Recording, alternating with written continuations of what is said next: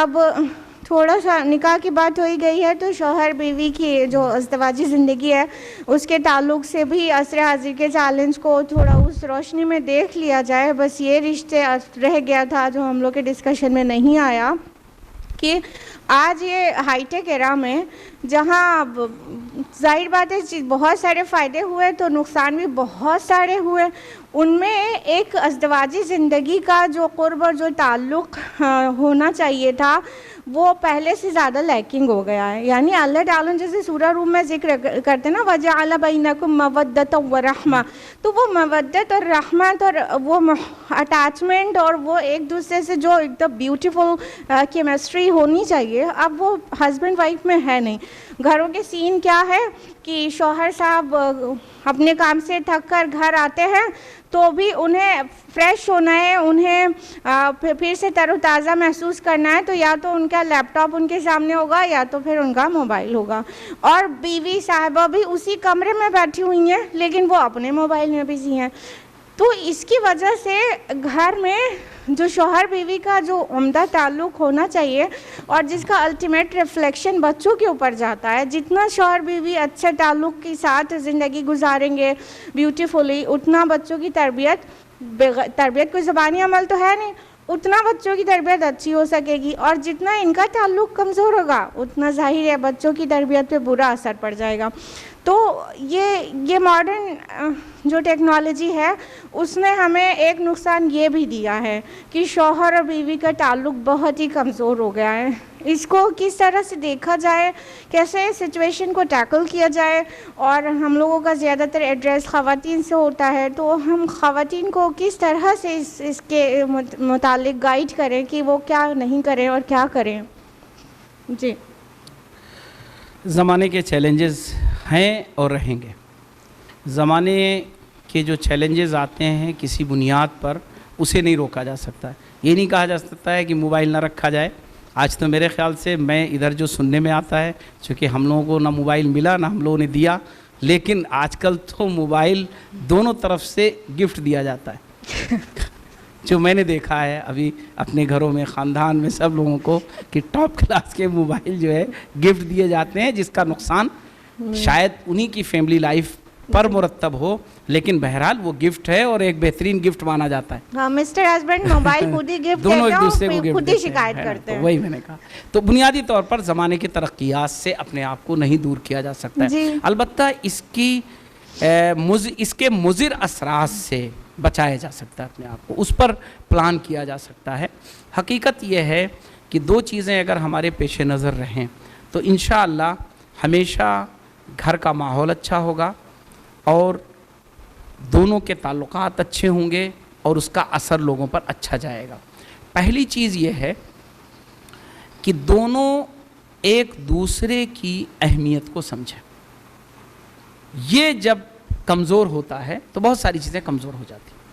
ابھی آج کے زمانے میں ان سب چیزوں سے زیادہ خطرناک جو چیز ہے وہ یہ ہے کہ دونوں ایک دوسرے کی اہمیت کو کم سمجھتے ہیں. دونوں کی اپنی اپنی اہمیت ہے اور دونوں ایک دوسرے کی اہمیت کو سمجھیں, اس کا اظہار کریں, اسے محسوس کریں, اس کا اعتراف کریں. یہ ماحول بنانے کی ضرورت ہے تو بہت ساری چیزوں پہ کنٹرول ہو جائے گا. دوسری چیز یہ ہے کہ دونوں اس بات کو محسوس کریں کہ جو بھی مستقبل ہے وہ دونوں کا ہے, اسے اچھا بنانا دونوں کی ضرورت ہے. تو دونوں مشترک ضرورت پر اگر آ جائیں تو یقین جانیے کہ ماحول اچھا ہو جائے گا. اسی وجہ سے دونوں ایک دوسرے کے لیے قربانیاں بھی دیں گے, دونوں ایک دوسرے کو برداشت بھی کریں گے.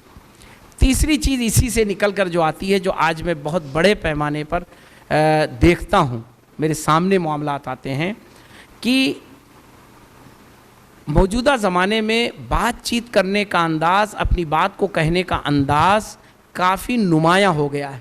یعنی تکلفات ختم ہوتے جا رہے ہیں, بے تکلفی بڑھ رہی ہے.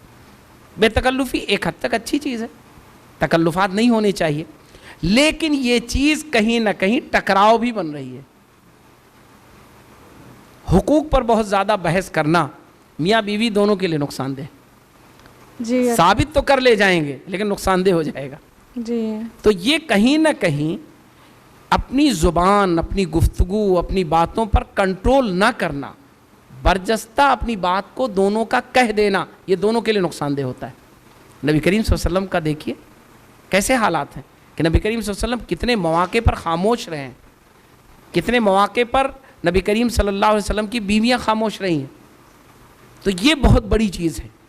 تو جو میں نے بات کہی کہ دونوں کو ایک دوسرے کی ضرورت کا احساس، دونوں کو ایک دوسرے کی افادیت کا احساس کہ دونوں اہم ہیں، یہ بات دراصل دونوں کو قریب کرنے، دونوں کو ماحول اچھا بنانے میں سپورٹ کریں گے۔ یہ ہم آج تربیت دیں، اور جب بھی کسی فیملی کے بارے میں ہم بات کریں، کہیں بھی ہوں، اگر ہمارا کوئی رول ہے تو ہم اس کا احساس دلائیں۔ تیسری چیز یہ ہے کہ گھر کا ماحول دینی بنائیں، کیونکہ اس میں کوئی شک نہیں، اسلام کی جو فیملی لائف سے متعلق تعلیمات ہیں وہ سب سے اسٹرانگ ہے۔ دنیا کے تمام مذاہب فیملی لائف کو آزادانہ کلچر کے حوالے کر دیتے ہیں، لیکن اسلام نے اسے کلچر کے حوالے نہیں کیا ہے، بلکہ اسلام نے خود فیملی لائف کو ڈیزائن کیا ہے۔ اسی لیے رسول اللہ صلی اللہ علیہ وسلم کی فیملی لائف تھی۔ جی، یہ بات سمجھنا بہت ہی زیادہ ضروری ہے، بہت اہم ہے یہ چیز کہ تمام مذاہب نے فیملی لائف کو کلچر کے حوالے کر دیا، اس لیے فیملی لائف کی شکلیں بدلتی رہتی ہیں تمام مذاہب میں۔ آج یورپ میں فیملی لائف کا انداز الگ ہے، کل الگ تھا۔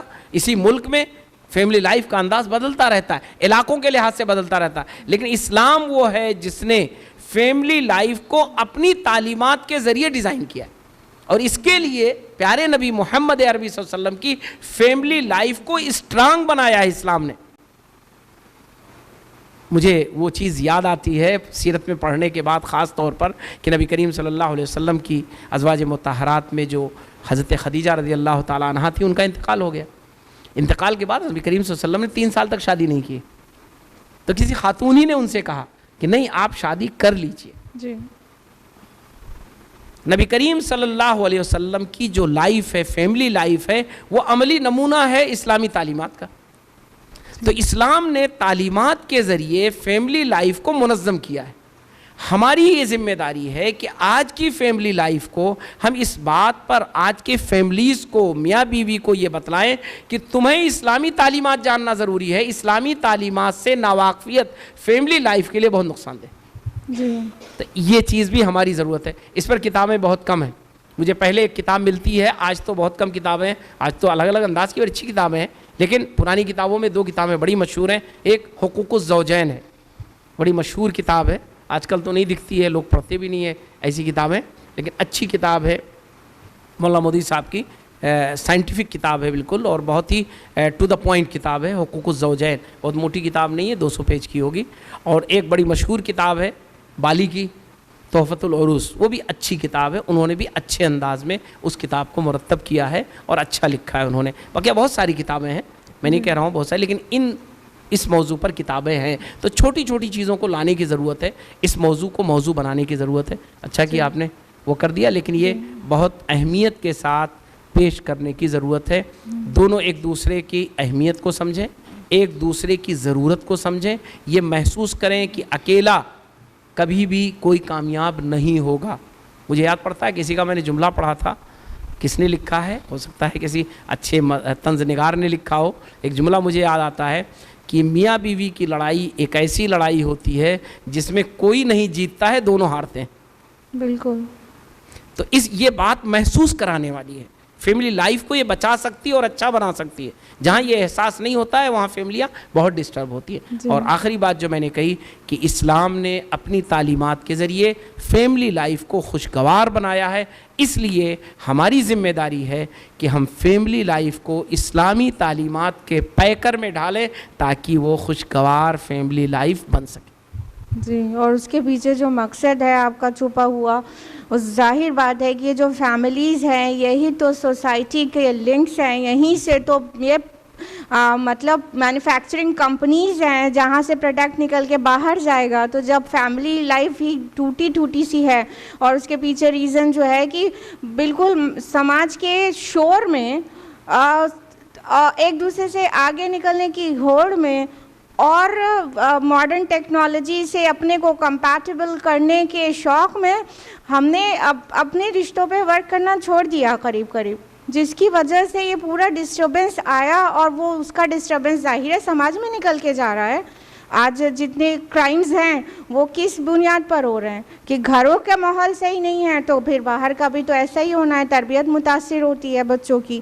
تو یہ بہت زیادہ اہم بات ہے، اور یہ بہت اچھا کیا کہ آپ نے کچھ کتابیں بھی مینشن کی تاکہ ہمارے ناظرین کو کتابیں بھی پتہ چلتی رہیں، اور کتابوں کا شوق، مطالعے کا شوق رکھنے والے لوگ اس پر کتابیں پڑھیں، اور جو لوگ تحریری صلاحیت رکھتے ہیں، چونکہ کتابیں کم ہیں اس پرٹیکولر موضوع پر، تو اس پر اور قلم اٹھائی جائے۔ بہت ہی پرمغز اور بہت ہی اہم اور عمدہ رہنمائی جو شریعت کے مزاج یسر کو سمجھتے ہوئے دی گئی، اور ساتھ ہی بہت فکری بات کا جو وہ تھی، سارا جو اس کا رزلٹ آیا وہ فکر کے بعد ہی آ سکتا تھا۔ تو انتہائی پرمغز رہی یہ گفتگو آپ کے ساتھ، بہت زیادہ خوشی ہو رہی ہے، اور بہت زیادہ شکریہ ادا کرنا چاہیں گے آپ کا چلتے چلتے کہ آپ نے ہمیں اور ناظرین کو اس طرح سے اپنے علم سے فیضیاب کیا۔ اللہ تعالیٰ آپ سے قبول کرے اور آپ کو مزید نوازے کہ آپ اسی طرح دین اسلام کی خدمت کرتے رہیں، اور آپ کے عمر میں اللہ برکت دے، اور انٹلیکٹ میں اور صحت میں بھی برکت عطا فرمائے۔ بہت بہت شکریہ، جزاک اللہ خیراً کثیرا کہ آپ ہمارے ساتھ اپنے وقت کو فارغ کر کے اتنی دیر ہم کو گائیڈ کرتے رہے۔ تو ناظرین، یہ تھا ہمارا آج کا پروگرام۔ اللہ تعالیٰ کا فضل ہے کہ آپ سبھی انلائٹن ہوئے ہوں گے، ہم بھی ہوئے، اور اللہ تعالیٰ سے دعا ہے کہ اللہ تعالیٰ ہم سے اور آپ سے اپنے دین کی اور اپنے کتاب کی اسی طرح خدمت لے، اور اللہ تعالیٰ اس کا آؤٹ کم جو ہم چاہتے ہیں کہ اس سماج میں ایک امن قائم ہو اور انصاف قائم ہو، وہ ممکن ہو سکے۔ اور یہ ماڈرن ایرا کے جو چیلنجز ہیں وہ اس کو ہم بہت بڑا بنا کے اپنے ذہنوں میں نہ رکھیں۔ یہ چیلنجز ہیں، ہر دور میں آتے رہے ہیں، الگ الگ شکل میں آئے ہیں، ابھی دوسری شکل میں آئے ہوئے ہیں، اسے بہت غور و فکر سے سمجھنے کی ضرورت ہے۔ انشاءاللہ ہر سطح پر ہم ان چیلنجز کو فیس کر پائیں گے، اور اپنے دین اور دین کے مزاج کو سمجھیں، اپنے نبی صلی اللہ علیہ وسلم کی سیرت کا مطالعہ کریں، اور قرآن مجید کو اپنا حفظ جا بنائیں۔ انشاءاللہ سارے مسائل حل ہوں گے۔ تو اس کے ساتھ ہی یہ پروگرام کے اختتام کیا جاتا ہے یہیں پر۔ سبحانک اللہم و بحمدک، نشہد ان لا الہ الا انت، نستغفرک و نتوب الیک۔ والسلام علیکم ورحمۃ اللہ وبرکاتہ۔